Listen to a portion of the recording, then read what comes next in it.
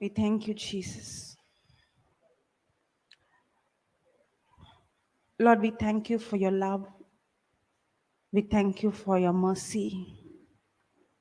We thank you, Jesus, for your goodness, your compassion that is new every morning, every moment. Holy Spirit, you take complete control of this session.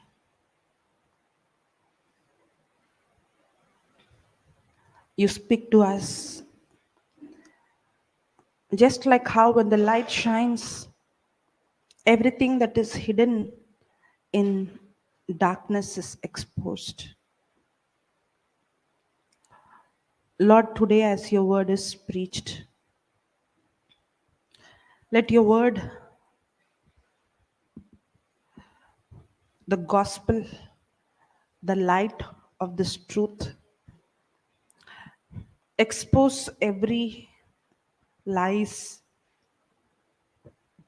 deception, every demonic spirit into light.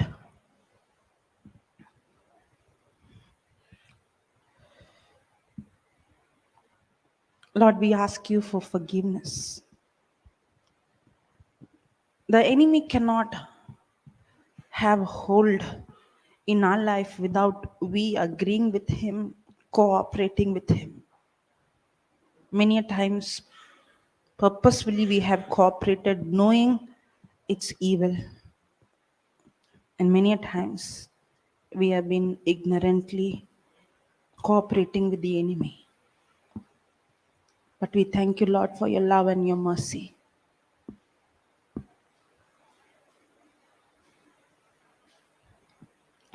When we repent means change our thinking according to your word of God. It is your word and it is your blood that cleanses us and makes us pure. And today we believe, Lord, as we are hearing your word is what is cleansing us, cleansing our mind, cleansing our thoughts, our physical body. Thank you, Jesus. Thank you, Holy Spirit. Holy Spirit, you know exactly what we need today. You speak to us. You show us the corrections that we have to make. We thank you for making this teaching so very simple, so very easy, so very practical. And we thank you for confirming every word of yours with signs accompanying. In Jesus' name we pray, Father. Amen. Amen. Praise the Lord. Hallelujah. Thank you, Jesus. So, how was your day? Praise God. Had your own battles, but also learning to fight with the Word of God and also seeing result.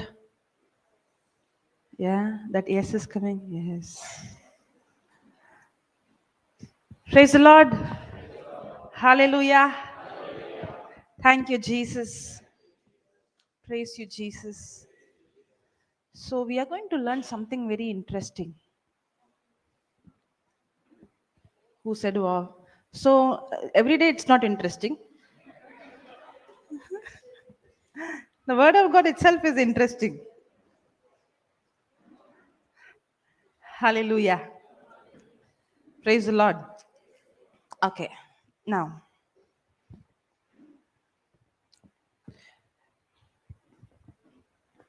many a times when we see many things in the physical, in the surface, in the outside, it might look like, the person, but many a times you see there is another person who's hidden. That's a demonic spirit. Agreed? Yeah. But you cannot put the blame on the devil for everything and say it's because of the evil spirit. Yes, a person can go to a point where he is controlled by the spirit, ruled by the spirit. But the person has to somewhere open the door, correct? Agreed? It is we who have to, as we see in Romans 6:16, to whom we yield. So there is a part of we yielding.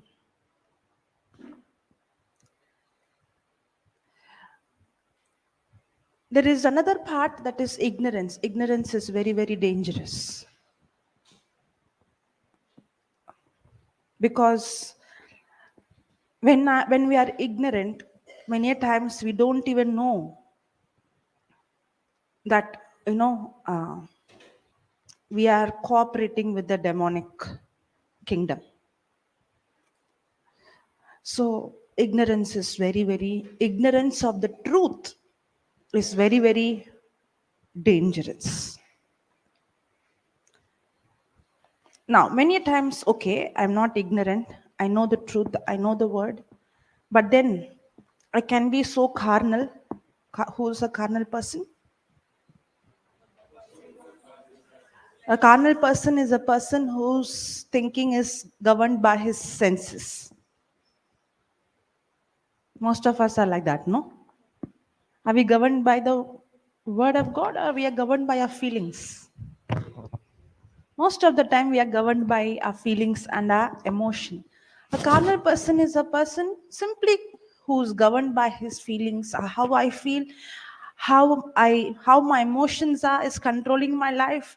I'm a carnal person. And what does the Bible say? Carnality is equals to death. Spiritual carnal minded is equals to death. Spiritual mind is equals to life and peace. Correct? So a carnal person is a person who's controlled by his feelings, his emotions, his five senses or his natural senses.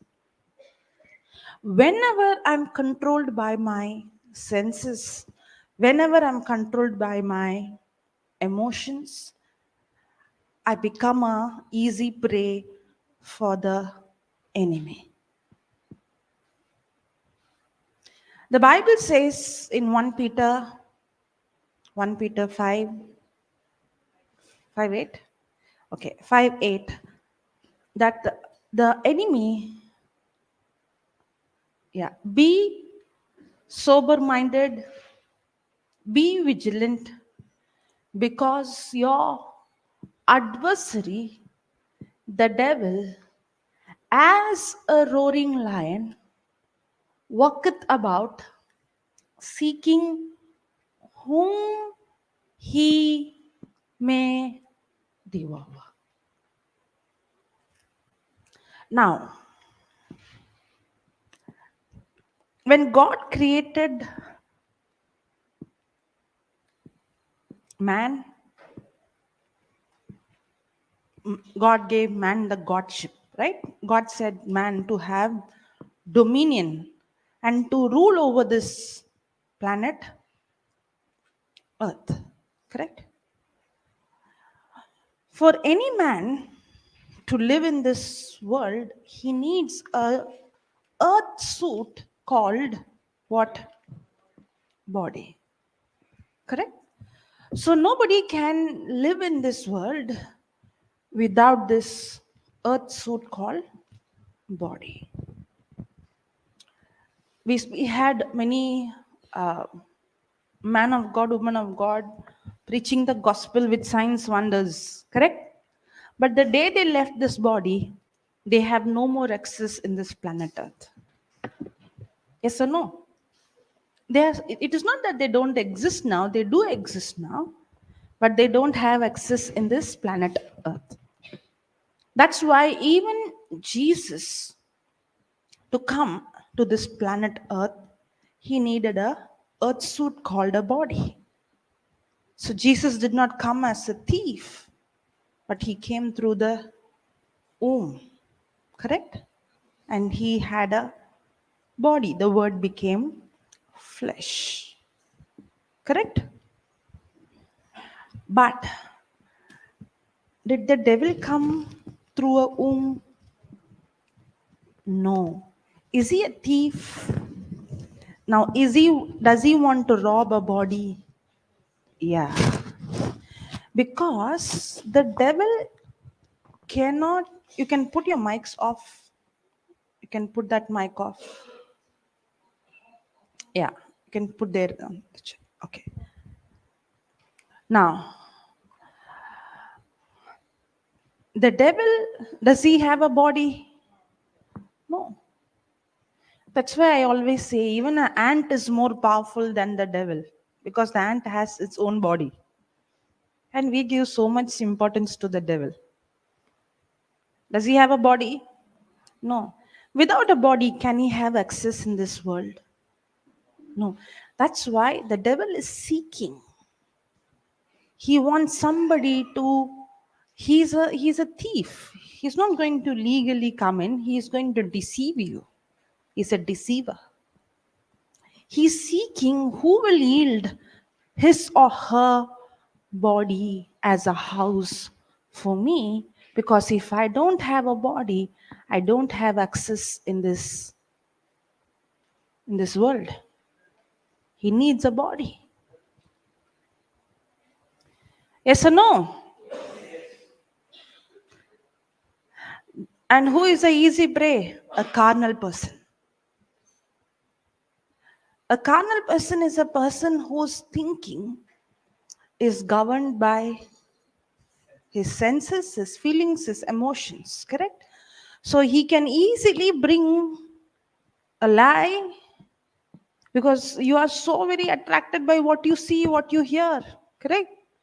So you become a easy prey and you are easily yield your body as a house to him. That's why many times we see some of the demons manifest, some of the demons are very, just because you don't see people manifesting doesn't mean that.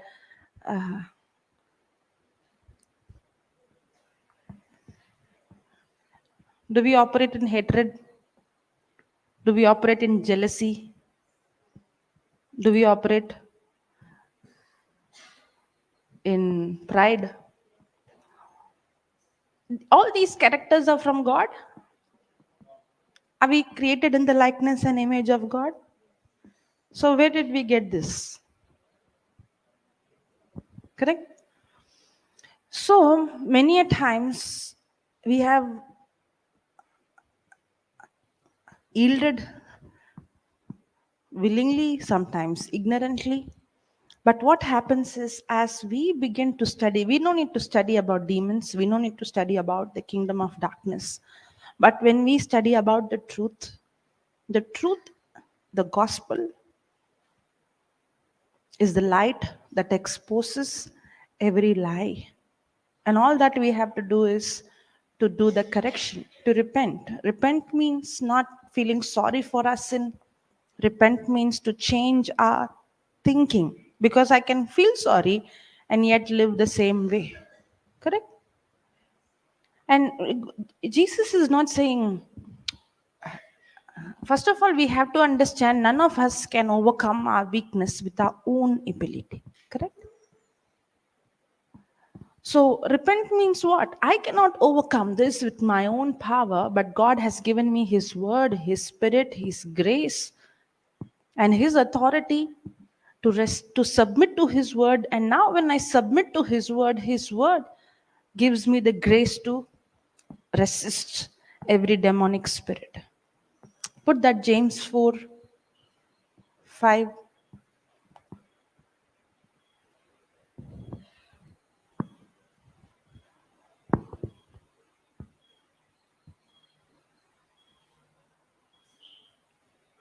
Sixth verse.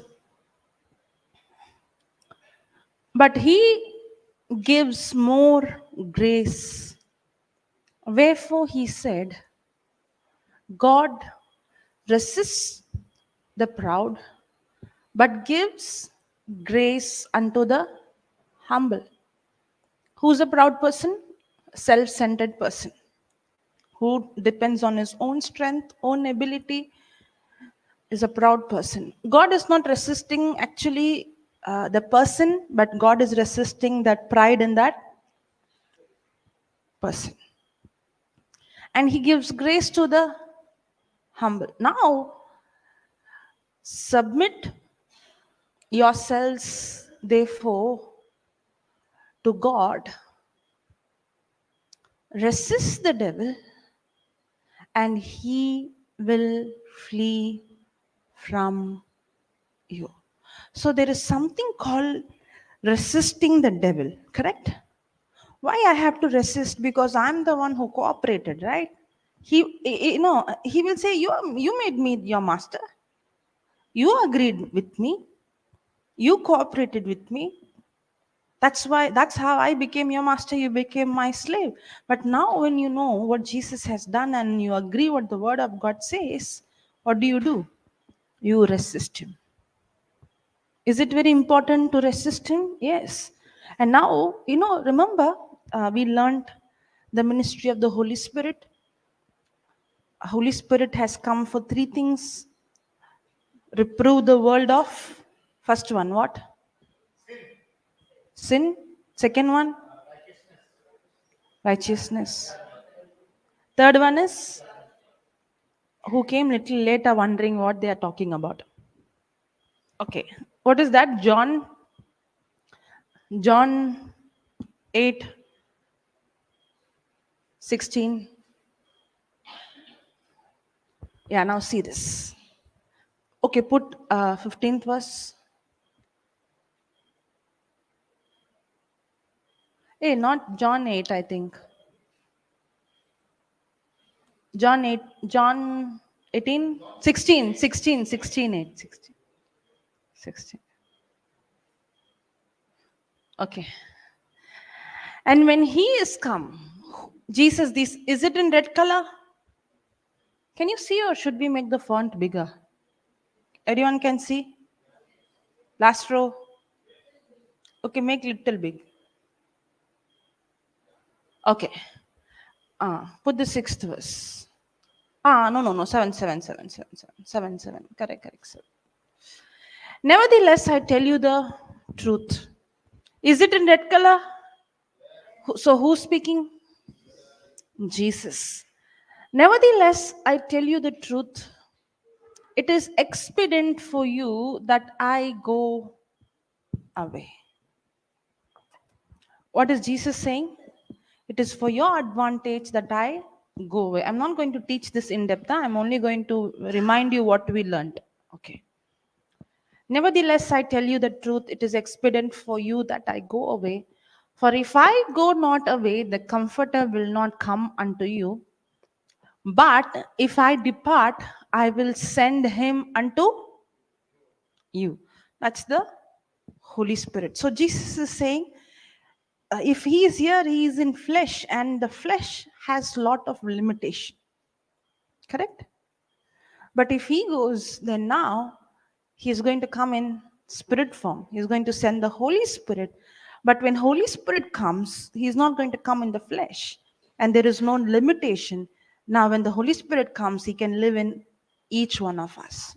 And that's why Jesus is saying, it is for your benefit that I go and I send the Holy Spirit. I will send him unto you.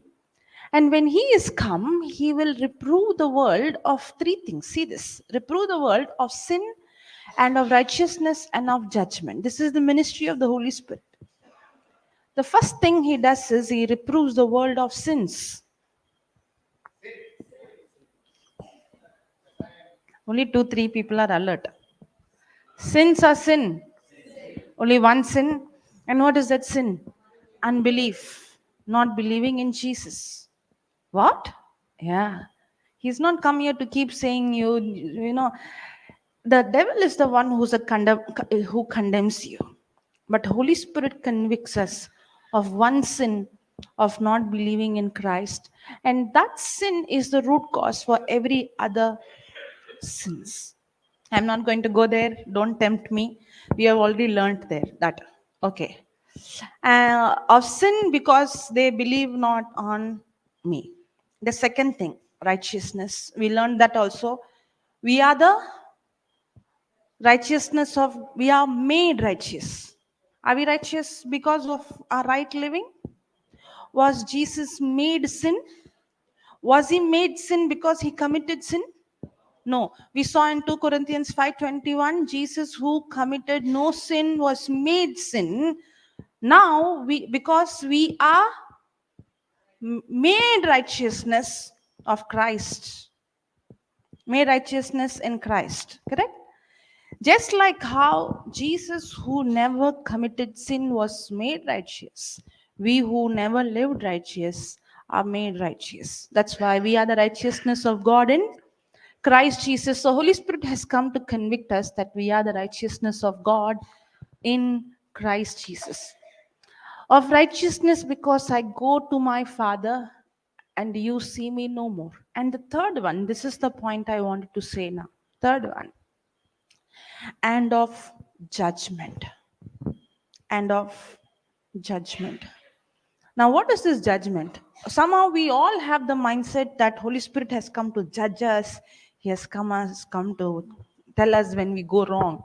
But actually, He has not come to judge us. He's come to convict us that the enemy, who was once upon a time your master, ruling you, has no more mastery over you because he is judged. Put that next verse. Of judgment because the prince of this world is judged. Correct? I gave her such a bad news. Praise the Lord. Hallelujah. Thank you, Jesus. So now he has dominion over you, or you have dominion over him because of what Jesus did for you. Not because now the devil cannot come to you and say, you did this, you did that. The moment you repent, that's why the Bible says you overcome not because of your good works, you overcome the enemy by the blood of the Lamb, because of what Jesus did, and by the word of your testimony, by you opening your mouth and confessing what Jesus did for you on the cross. You don't overcome the enemy by your good works, but by the good works of Jesus. Correct? And now that's why I have to resist him. If I don't resist him, he's still going to have control in your life. That's why I have to submit to God, means submit to his word, and I have to resist the devil. Hallelujah. Thank you, Jesus. Okay. Today we are going to see about one of the spirit, a demonic spirit that is very, very deadly and very, very dangerous.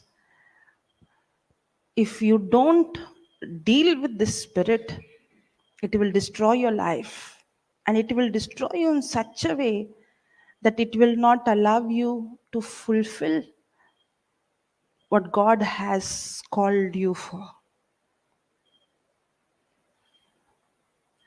And I have seen the nature of this demonic spirit is one spirit won't come alone. They always come with their sisters, brothers, cousins. The spirit of hatred comes, the spirit of pride comes, and then the spirit of self-pity comes. One comes in, and then one after the other comes. Yes or no? And all of them come how? How do you think the devil deceived Adam and Eve? How did he deceive Eve? Through thoughts, through lies. Correct? Yes or no? That's how he is going to come, with lies, with deception, with suggestion. And he wants to have what? Conversation. And when we have conversation with him, that's how we open the door and invite him. And then it starts.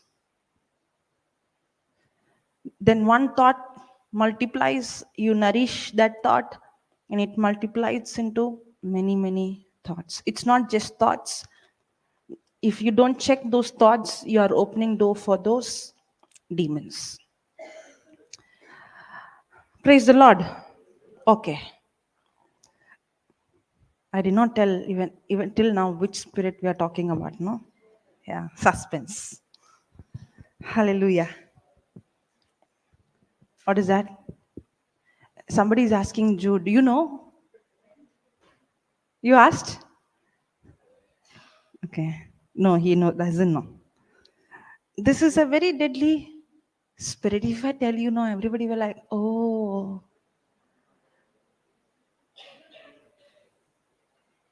I'll give a small example, you all will know.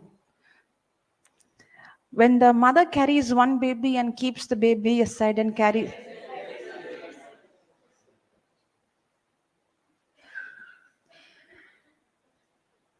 I don't know about the others. I was that. Especially when it comes to when I was small, I don't tolerate. I would literally go, if somebody calls my father dad, I will go and say, that's not your dad is at home. That's my dad, I would say.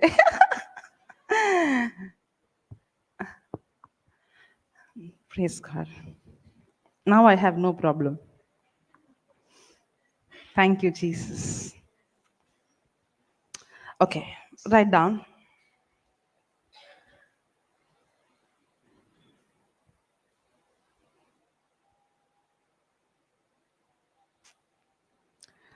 The spirit of competitive jealousy. The spirit of competitive jealousy has been seducing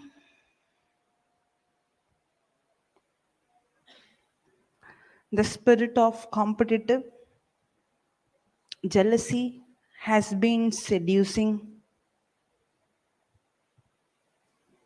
Seducing. Where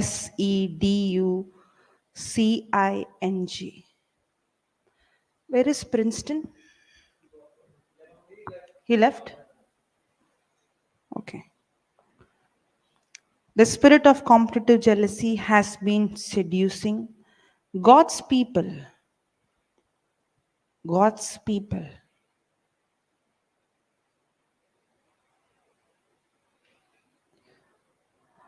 Since the beginning of creation.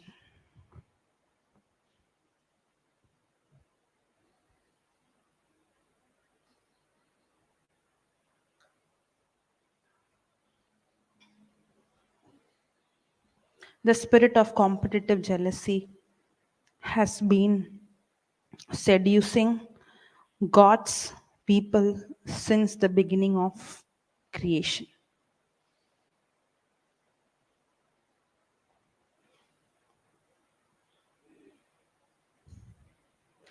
It's a cunning spirit. It's a cunning spirit.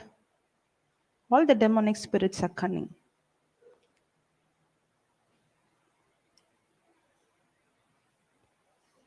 And its potential to do enormous, am I pronouncing it right?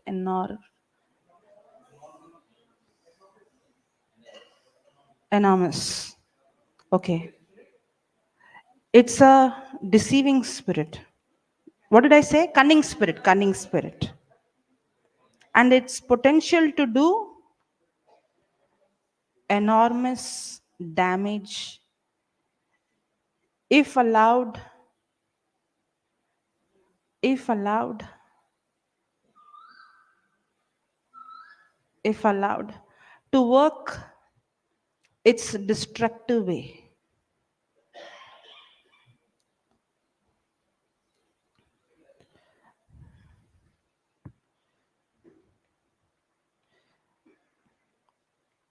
Damage, enormous damage, if allowed to work its destructive way.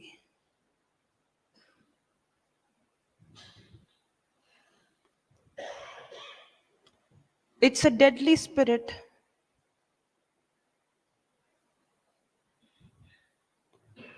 It's a deadly spirit.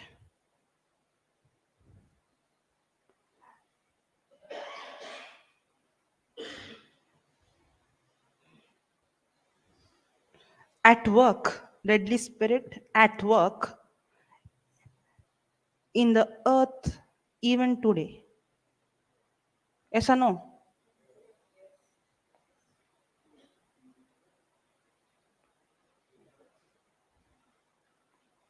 It's a deadly spirit at work in the earth even today. It is a force that is doubly dangerous because it is so subtle. It is a force that is doubly, double, not just dangerous, double, DOUBLY, doubly dangerous because it is so subtle. What is the meaning of the word subtle? So subtle.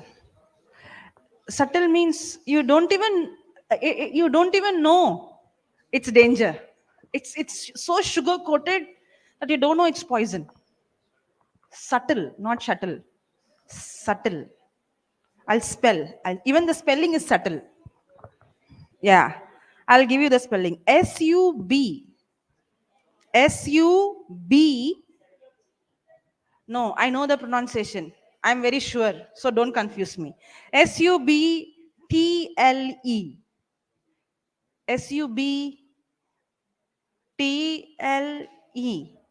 Subtle. I used to pronounce it subtle. Thank God. No more. SUBTLE. Okay, subtle. It's a very subtle spirit. Hmm? Yeah, tell me. Yeah, you don't even know. Very, very. Okay. It is like, it looks like I'm giving you something sugar coated. It looks like something very, very sweet or something very tasty, but actually I'm giving you poison. Correct? You don't even know. You don't even know that it is evil. Yeah. If you speak like this, how will I hear? You're giving me a test for doing lip reading. You heard what she's saying? She can't hear. How can I hear? No, I just wanted to know the difference. Like, this is more higher than pride. I have not even started. Then what you're asking me question? After I finish, then ask me. Praise God. No questions allowed now. Okay. I thought she's going to help me with some example. Thank you, Jesus. Praise the Lord. Okay. Subtle because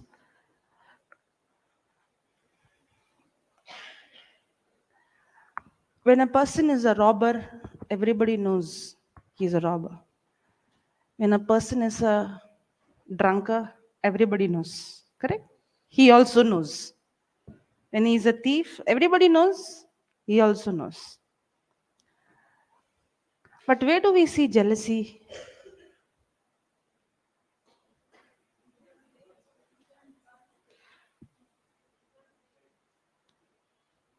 You can't see?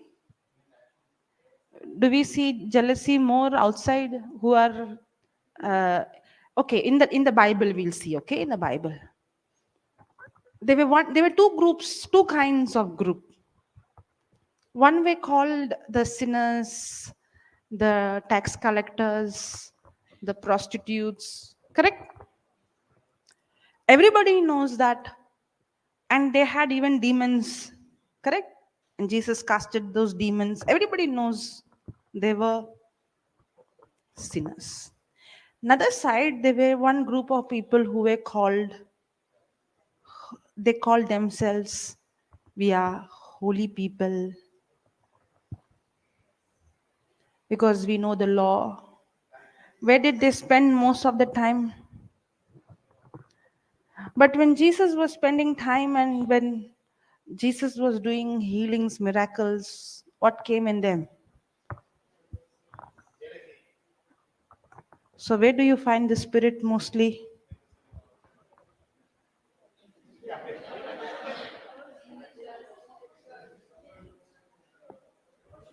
Among the disciples. I think in Mark chapter 9, can you put that? I don't know the verse number. Um, uh, okay, Jesus was speaking about his death and resurrection. See what Jesus was speaking, okay? Mark 9, I think. Yeah, after the healing, I think so. Jesus was speaking about the death and resurrection. See, he taught his disciples and said unto them, he's speaking something very, very, very important. And they did not even understand. They had no clue what Jesus was speaking about. For he taught his disciples and said unto them, the Son of Man is delivered into the hands of men, and they shall kill him, and after that he is killed, he shall raise the third day. But they understood not that saying and were afraid to ask. They did not have any clue what Jesus was speaking about his death and resurrection. And they were scared to ask him also. Now, after this, what do you think they are conversing about? What Jesus taught? See what they are discussing. And he came to Capernaum, and being in the house, he asked them, what was that you disputed? Was there a dispute? Can you put that 33 in compare?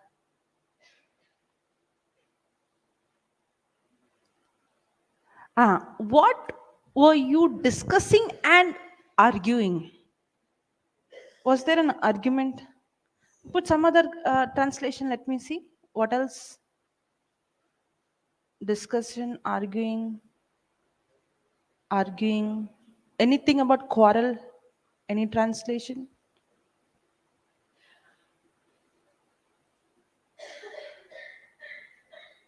No. Okay. It's okay. It's okay.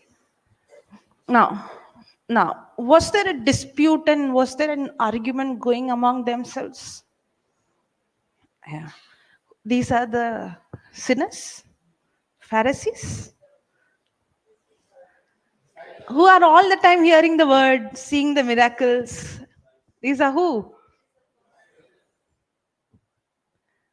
Okay, then next verse.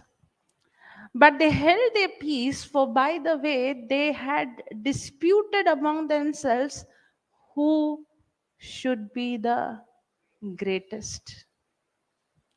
And he sat down and called the 12 and said unto them, if any man desire to be first. Now, did Jesus say you can't desire to be first? Or did Jesus say you're not supposed to desire to be first? But he had to tell them the meaning of being first and great, what you have in your dictionary, is not what the kingdom of God is. It's not wrong for you to desire to be to first. But the one who is the first has to be the least of all and servant of all.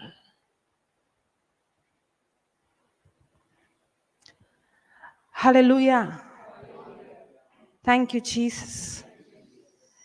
Because in this world,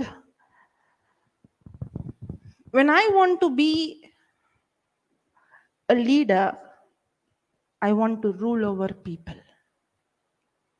I want to control over people. And the disciples know, they have seen. Can you come just a few verses down? Come down.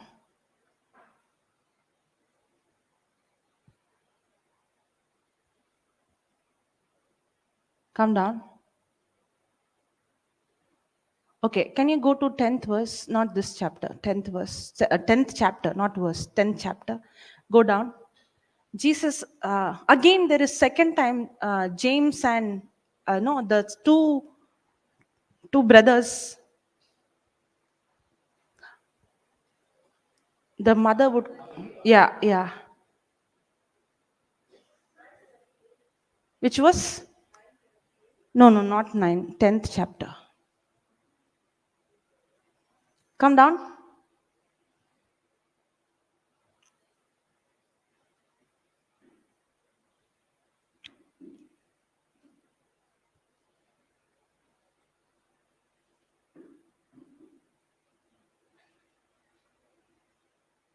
Ah, yeah, I'm not going to read everything, just go down, I'll tell you which verse. James and John. This is the one. Go down, go down, go down. Sons of Zebedee. Yeah, go down. Go down. 40, 40, 40. 41. Yeah, 41, 41. Put the 41 verse. Yeah.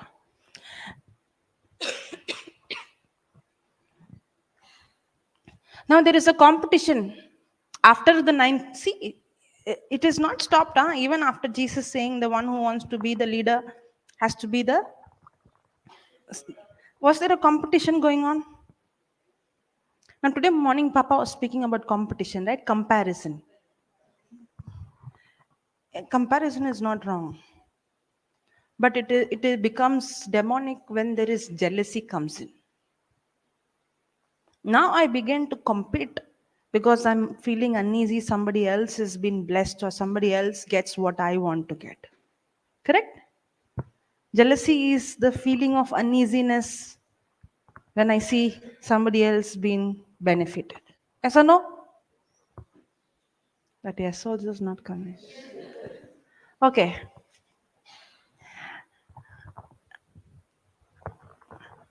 And when the 10 heard it, the 10 heard what?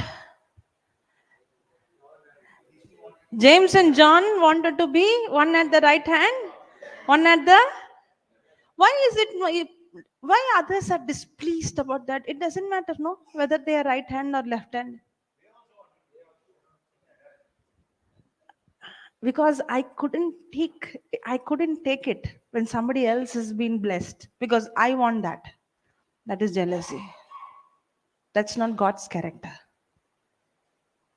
Because in olden days, the one who is in right hand has the same authority as the one in the throne. Jesus is at the right hand of the Father. And one at the left hand is in the next in authority. That's why they want what? Authority. They want what? Power. And Jesus knew the intention is not right. Jesus is speaking, every time Jesus is speaking about his death and resurrection, they're speaking about who's going to get the power now. Did you see that? They're not speaking about Jesus' death and resurrection. They're speaking about, okay, who's going to get the. And when the 10 heard, they begin to be much displeased with James and John. But Jesus called them to him and said unto them, you know that they which are accounted to rule over the Gentiles exercise lordship over them, and the great ones exercise authority upon them. That's exactly what they wanted. Because they know the one who's in leader leadership position is going to rule over and have authority over the others. That's what they have seen in this world. And that's what Jesus is saying. You know that which are accounted to rule over the Gentiles exercise lordship over them, and the greater ones exercise authority upon them. But so shall it not be among you. But whosoever will be great among you shall be your minister. He's again not saying you should not be the head or great or leader. No. The way to be a leader or to be great is to be a servant.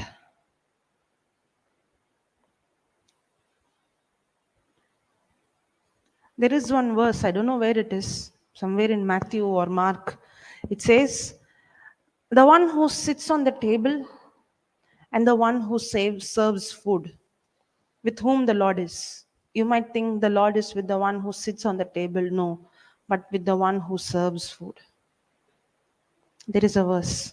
And I used to teach, where I used to work, we had a resort. So I used to teach for the stewards and who used to serve.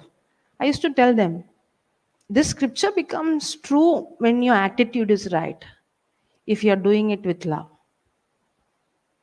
Because when you're serving, you serve to Christ.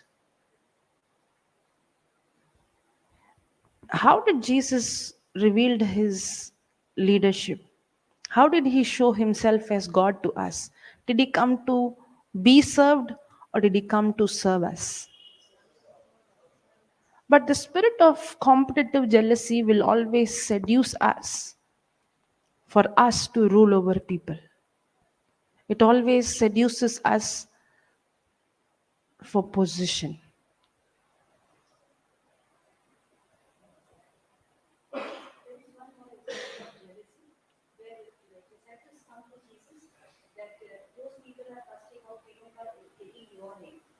Yeah.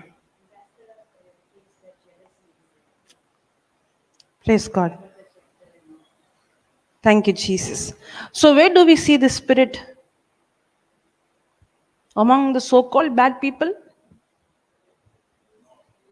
Actually, this spirit is more deadly than other spirits. You know why? Because it's a very subtle spirit. I might be sitting and judging and saying, oh, that one has a demon. Oh, that one is possessed. And somebody came and said, why everybody manifesting? I don't manifest. You think you are very good? You don't even know. The spirit that is in you is so, the way you're judging itself, it shows how deadly that spirit is. Can I judge anybody? Can I see anybody down? The moment I see somebody down, I am disqualified. Did Jesus see anybody down? So can I see anybody down? No. But do we see people down based on so many criterias? So many we have, right? Based on the skin color, based on the clothes, based on the status, based on the education, based on the economic background, based on education, based on the status, based on the language, based on the culture, based on the state, based on the country. Do we? Yeah. That's not God's nature. Did God look down on any one of us? No, He came down and He lowered Himself. He lowered Himself not to remain lower, He lowered Himself to take us to His level. He's not asking us to lower ourselves, He's asking us to lower ourselves to pick the other person to bring them to our level. That's God's nature. But the nature of the spirit of jealousy is to pull the other person down so that I can climb up. And when anybody else is going to take that position, I can't take it. I can't. Remember yesterday I gave an example. The person who you don't like, somebody is appreciating. Can you stand there? Jealousy. No matter what reason you give, it's jealousy. No matter how much you justify, it's jealousy. No matter how much you say, no, you don't know that person, it's jealousy. You don't justify how bad that person is. You know how bad you are. I know how bad I am. We all know, correct? What we received is not based on what we have done, it's God's mercy. None of us deserve. That's why God gives grace to the humble. Hallelujah. Why did you take this topic? You didn't get any other topic? Okay. What did you write? It is a force that is doubly dangerous because it is so subtle. Allow it to operate unchecked in your life. Allow it to operate. If you allow it to operate unchecked in your life, allow it to operate unchecked. Unchecked. Unchecked in your life.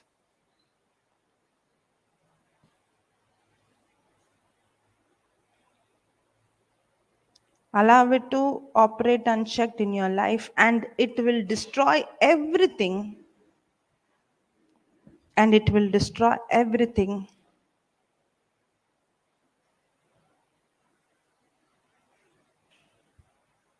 And it will destroy everything God wants to do in you. That is God wants to do in you. Everything God wants to do. Destroy everything God wants to do in you. Destroy everything. That's the objective of this spirit. The objective of the spirit is to destroy everything what God wants to do in you. Why? Because the spirit keeps you busy checking the other person. When a person is in jealousy, the person, if I'm jealous of you, okay, if I have opened the door for the demonic spirit called jealousy, and I have jealousy, instead of me spending time with Jesus, discovering what He has for me, I spend my time discovering what you are doing.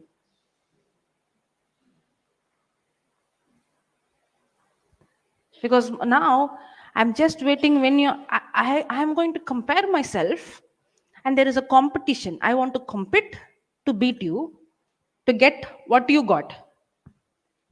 Correct? Was there a competition between the disciples? Everybody wanted the position. Now there is a competition going on. It's not a healthy competition.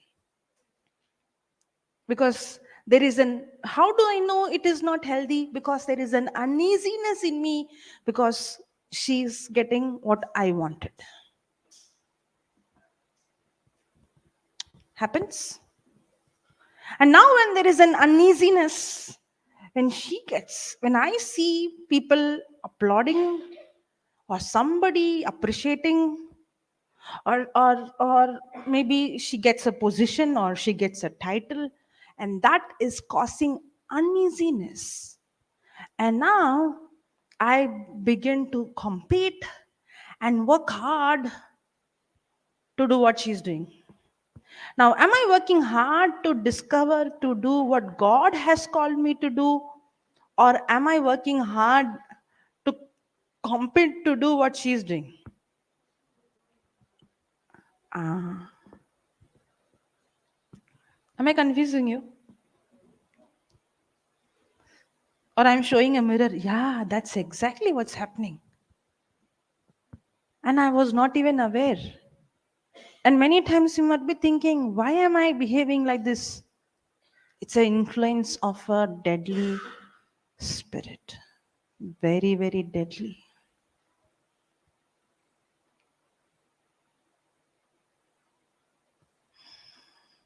Hallelujah. Especially disciples, those who want to be leaders, in the ministry, those who in the preaching, teaching line happens.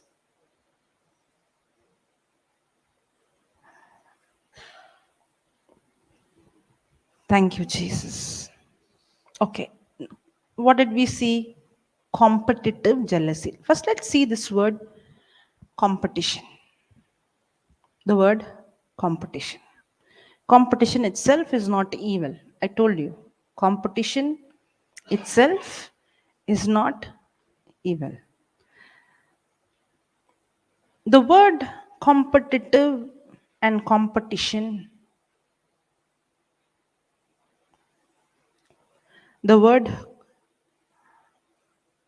the words competitive and competition come from the root word to compete.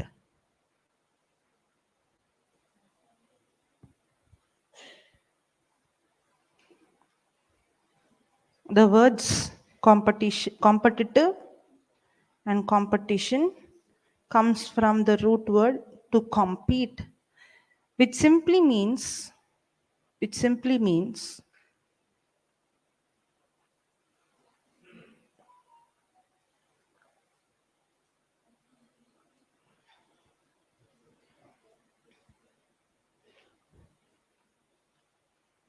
which simply means to seek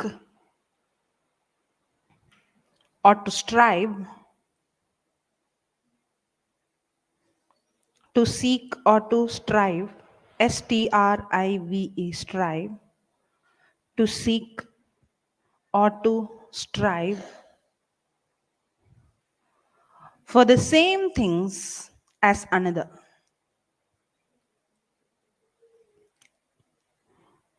The words competitive and competition come from the root word to compete, which simply means to seek or to strive for the same things as another. To seek or to strive for the same things as another. Another. Another. Another. For example, when I saw Papa um, opening the deaf ear, when I saw him healing the sick, I started to actually compete. Means I started to see if he can do, I can do. Correct? And I wanted to see the same result. So if we can practice and see the result, if I see, I can also see the result. Is it healthy? Healthy? It is healthy. So are we supposed to compete? Yes. Competition is not, it's not evil or good or evil. You can't say either. It depends on the motive that you have. Understood? Okay. To seek or to strive for the same things as another is not evil, okay? Same things as another.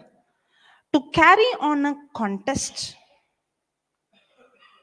to carry on a contest for a common objective, to carry on a contest for a common objective.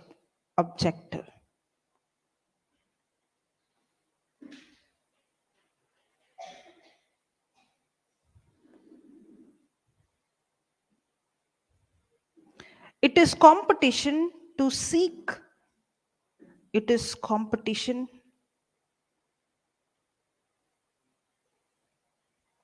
to seek,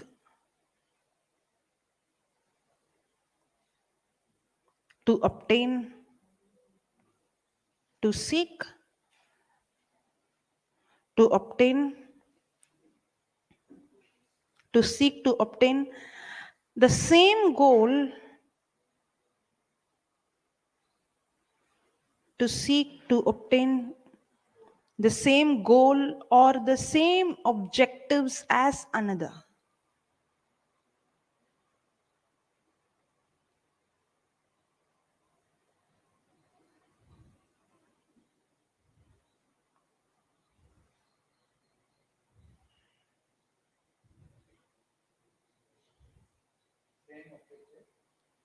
As another. So competition is what?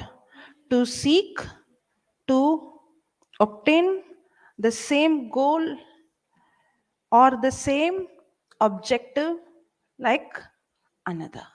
And for example, I take the Bible and I see people in the heroes in the Bible, and I set the same goal. Nothing wrong.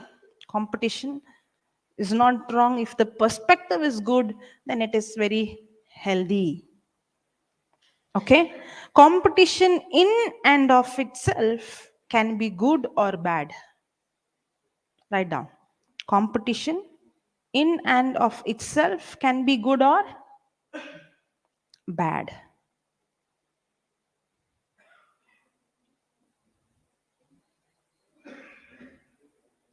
In and of itself can be good or bad. It depends upon your perspective or context.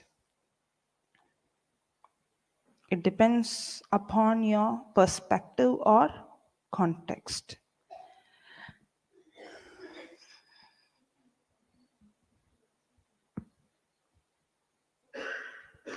It depends upon your perspective or context. Okay, now, when the disciples heard about James and John and James sitting at the right hand and the left hand of Jesus, was there only competition or they were displeased? Was there an uneasiness? Was there an irritation? Ah, that is wrong. Are you understanding now? Yes. Now, shall we write about jealousy? Yeah.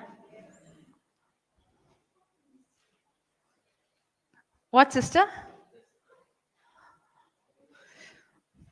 Jealousy, is it like that impacting here more? Not like that, no? Here you can see, here cannot be seen. It's more subtle here. Huh? Okay. Okay. Jealousy is the sense of uneasiness.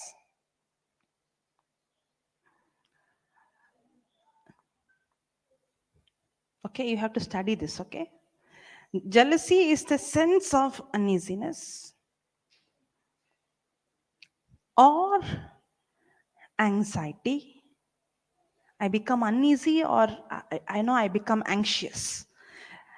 Jealousy is the sense of uneasiness or anxiety that stems stems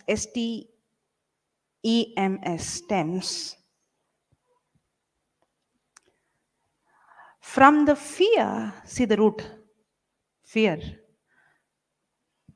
This fear spirit, no, it brings many spirits. Stems from the fear of preference. Fear of preference being given to another. Jealousy is the sense of uneasiness or anxiety that stems from the fear of preference being given to, sorry, what did I say? Jealousy is the, I'll say again, okay? Jealousy is the sense of uneasiness or anxiety that stems from the fear of preference being given to another. Correct? That is jealousy.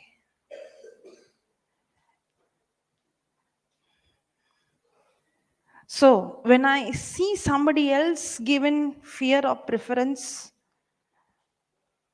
and that causes me uneasiness because somebody else is appreciated, somebody else is loved, or somebody else has got a leadership, or somebody else has got a position, somebody else is blessed with a new car, somebody else is blessed with a new house, somebody else got married, somebody else has got a chance to preach, somebody else got fan. I did not get.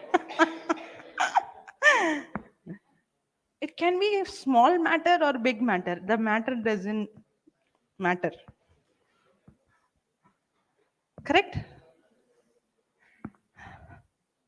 But that somebody getting an advantage and I did not get, and that is causing,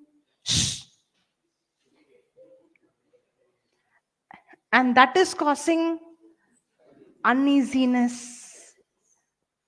That is when I see I'm getting irritated, that is causing anxiety, that is jealousy. Now let us put both of this, competition and jealousy, together. Okay. Now, example. Whom to pick up now? She invited her, we both are friends. Example, really also friends. Okay. We both are best friends. Okay. She comes and she invites her for dinner. But she did not invite me. Are we both best friends? She knows that very well. But she invites her, but she did not invite me. Now, what will happen to me?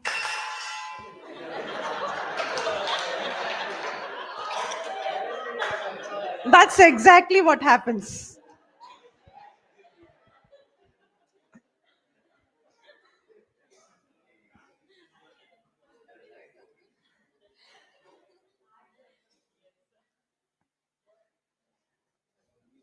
What happened to her now?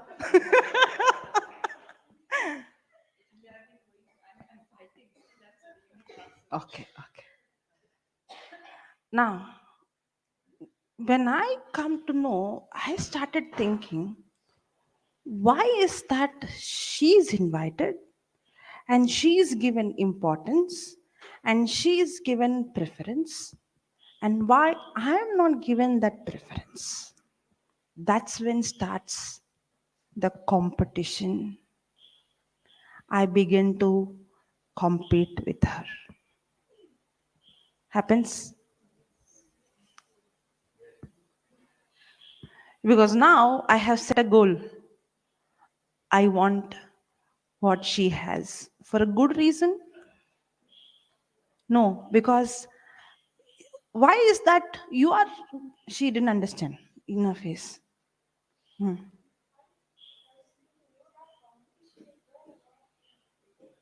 Yeah, I'm competing, no? Why is that she's given her preference? She's the one who's given preference, right? I'm not given preference. So what she has that I don't have? What did you find in her that you did not find in me? So now I begin to compete with her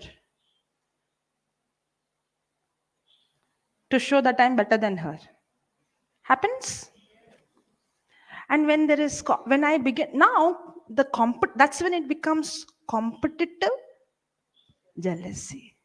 Whenever there is jealousy, then comes what? With that, competition.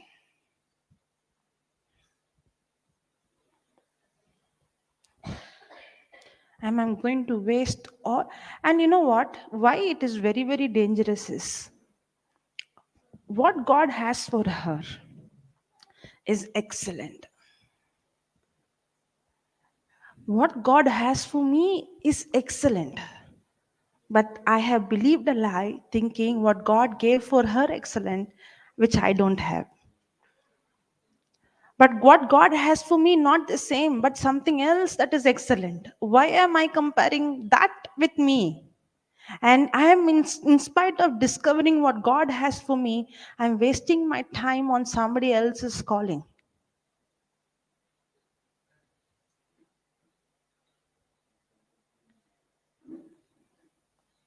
If she, because, just because she's singing so well, and I want to compete and prove that I also can sing, and my calling is not singing. Day and night, I'm wasting my time. No matter how much I come, when she sings, there is an anointing. When I come, I'm carrying a spirit of jealousy with me. It sounds good, but there is no anointing. I never discovered there is another potential called teaching the word. I never discovered it because I wasted all my day and night sitting and practicing how to sing, which is not my calling.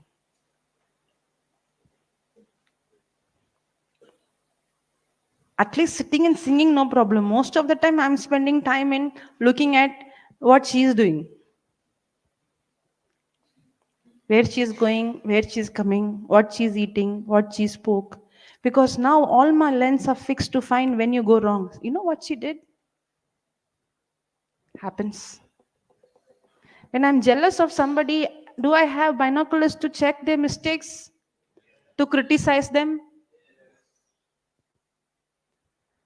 Hallelujah. Thank you, Jesus. Praise you, Jesus. And this spirit is actually designed to keep you busy with somebody else so that you will never discover the potential that God has put in you. I have seen in my life many a times. And I don't know how to make people understand. Don't look at me. God has something beautiful for you.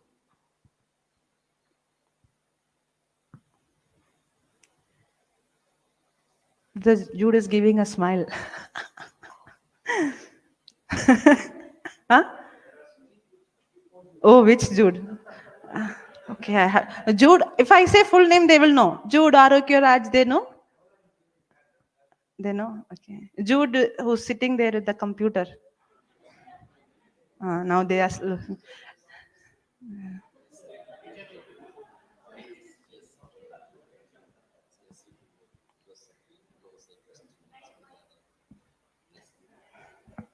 That's what I told in the beginning only. If you're carnal, you're going to give a place to the lies. I started with the root. If you're a person who's not governed by your senses, you're not going to allow any of those lies. The reason why you're going to allow, because you're a carnal person. Correct? If I give any other reason, you will put the blame on because he did or that happened in my childhood. No, no, no. The reason is very simple. I'm carnal. I'm governed by my senses. I'm governed by what I see. But that's why when I am a carnal person, the devil deceives me through my senses, right? Because the spirit of jealousy comes by what I see. When it came to Cain and Abel, correct? Cain saw. When it came to David and Saul, Saul heard and saw these people appreciating. Saul killed 1,000, but David killed 10,000. When he heard, what came? The spirit of jealousy. So if I'm a person who is governed by my senses, I become a easy prey. Because jealousy comes by what you see. That's why the devil always uses our senses. Because what I see, what I hear, the eyes, ears, and mouth is the gateway. for the demonic spirits to enter. And if I'm carnal, I'm a easy prey for not one demon, all kind of demons. But if I'm a person who's governed by the word of God, it is not very easy. It's not that the devil won't try, he will try, but it's not easy for him. I now, when I am controlled by the word of God, I'm quick to recognize, just like how Jesus, he was quick to discern it was a demonic spirit. That's why he quickly opened his mouth and he spoke, "It is written." Correct? Did he find it difficult to recognize it's a evil one? The moment he heard the voice, did he immediately recognize the voice? The reason is he knows the voice of the Father. And the moment he heard a stranger, "Hey, come on, this is not my father, this is a stranger speaking to me." But for us, the stranger is like a friend's voice, father's voice like a stranger's voice. Yes or no? Because scriptures we don't know, no? That's why that's a stranger's voice. Other things we are very familiar. But for Jesus, it was the other way. This is not my father's voice. This is. And the moment he heard the stranger's voice, he opened his mouth and spoke the written word. Why? Because for Jesus was not carnal. He was not ruled by his senses. That's the root.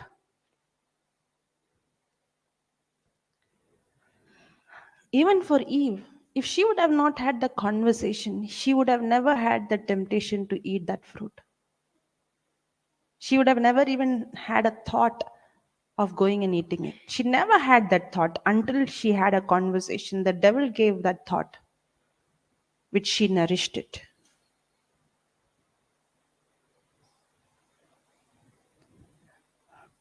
Hallelujah. Thank you, Jesus. Praise you, Jesus. Shall we write some more? Is it helping us? Yeah.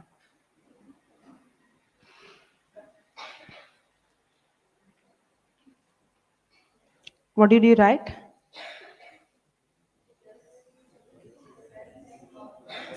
Sense of uneasiness or anxiety that stems from the fear of preference being given to another.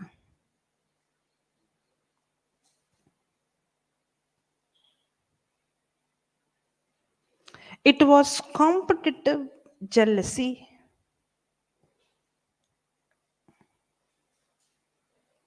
Okay, sorry, 1 minute. Competitive jealousy is more than an emotion, it's a spirit. Competitive jealousy.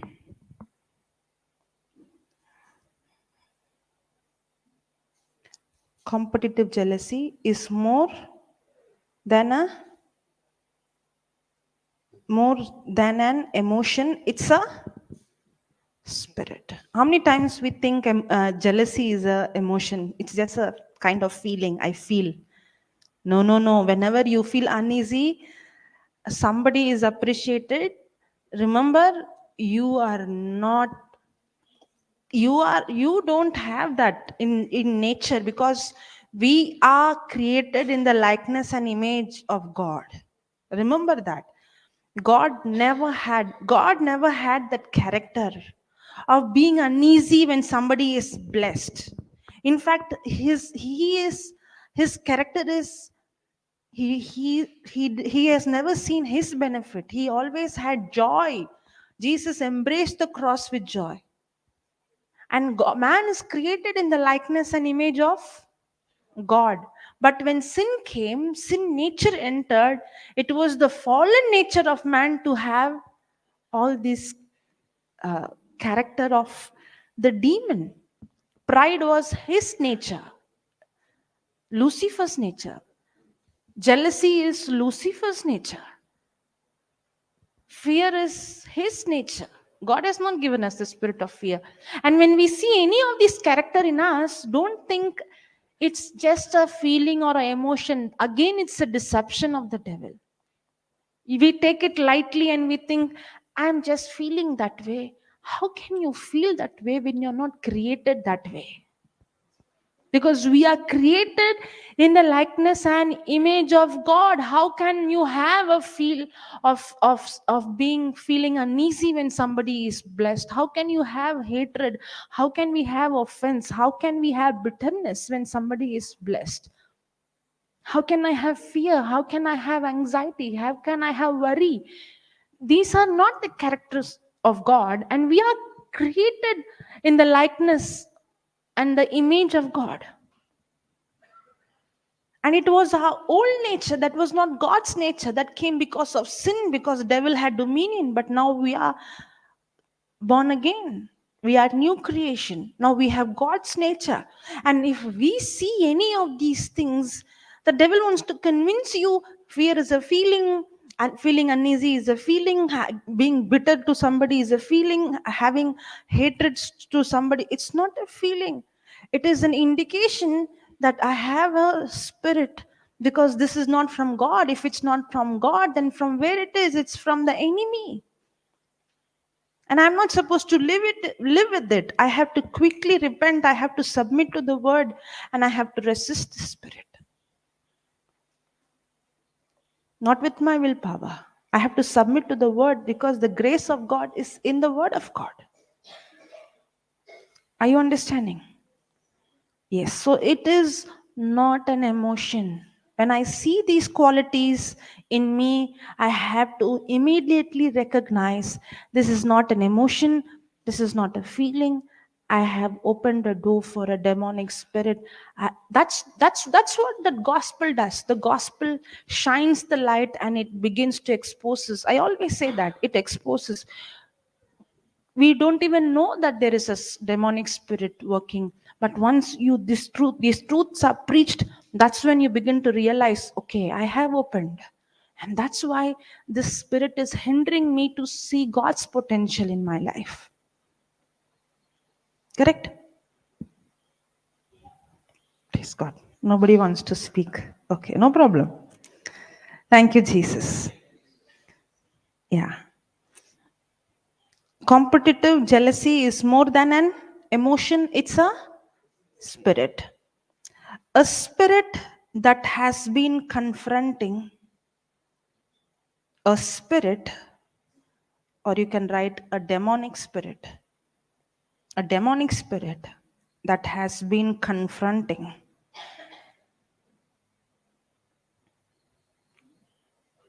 CONFRONTING,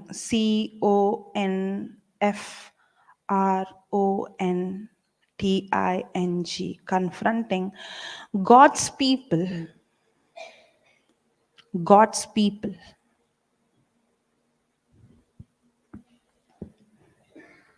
God's people.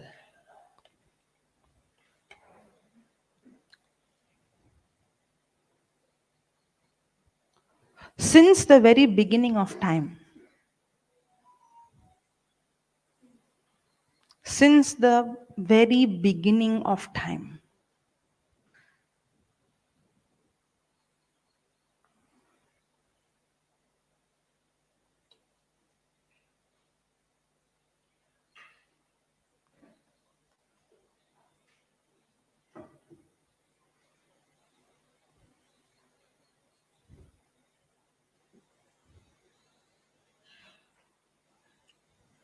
it is, so it was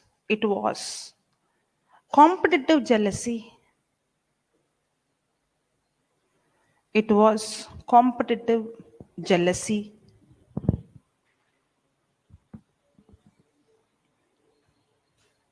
It was competitive jealousy that that triggered Satan's forcible ejection from heaven. Was Satan uneasy to see God on the throne? Yeah, he was an angel, right? Was he feeling uneasy? Yeah, because he wanted that place. Forcible ejection. Ejection. Ejection from heaven. From heaven. It was competitive jealousy that triggered Satan's forcible ejection from heaven. So, did God create Satan or did God create angels? Angels. Yeah. Now, when he created the angels, they also had, I understand, because they came against God. They had not the freedom to choose like us, but to an extent they had a freedom. That's why they came against, especially the angel called Lucifer. Was he created brilliant, beautiful? Yes. But was he having a heart of gratitude and giving thanks? Was he satisfied with what he had? Did he appreciate God for what he gave him? If God would have not created and given him, he would have not had anything what he had. Did he have a heart that everything that he had was a gift from God? No. Instead of being happy with what he had and give gratitude and give thanks to what he had, he started to see God and he started to feel jealous, uneasy of what he had because he wanted to have the throne. In fact, he wanted to be above God. And that's what, sent him out, ejected him out of heaven. Correct? Does that happen with us also? Not having gratitude to what we have and then we feel uneasy for what somebody has. There is a car in my house. It's going very good. It's very nice. But somebody has got latest car next house. Is there an uneasiness? Now, am I trying to do over duty to get that car? What is in the mind every time I'm working? I think it doesn't happen. It doesn't happen. Am I thankful for what I have, or I'm striving and working hard to get what the other person is having? Nobody wants to speak. Close the class and most of the loans, most of them under credit card, not able to pay EMI. It's not because if you see all the loans that to the younger generation, it's not because they don't have food and that and this and they go and get loans. No, most of the time it is competition. If they would have lived satisfied with what they had, no need to go for all these things. But the problem is, I want to compete with what they have.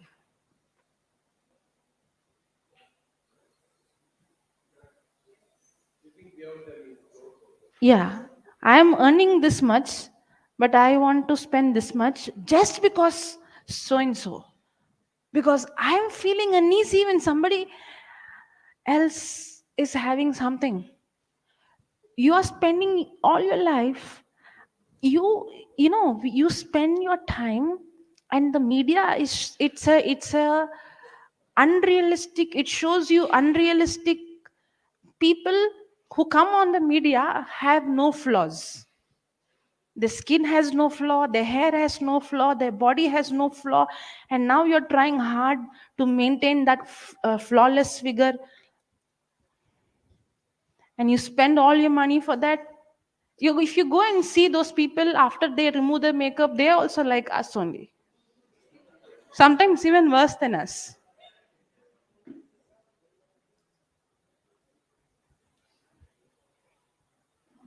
Yes or no? And we are deceived, and we want to spend our money lot to reach the world, and we think that's the standard, and we spend our money so much to reach that standard, and we have these unrealistic goals. Deceived. Deceived, no? Competition. And then living in bondage for our whole life. Hallelujah. Adoration.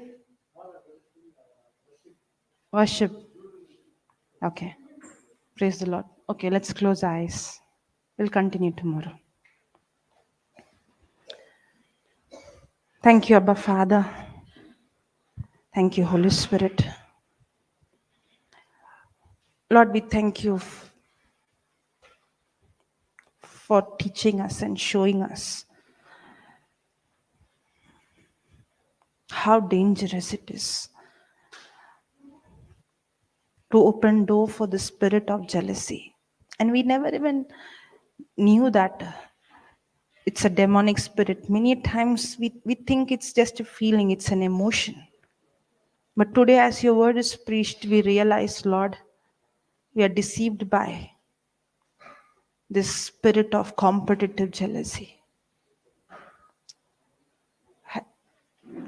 I'm sorry, Jesus. I ask you forgiveness for not being gratitude for what you have given me, for not having the heart of thanksgiving for what you have blessed me with. I submit to your word, Jesus. And from today onwards, I'm not going to focus on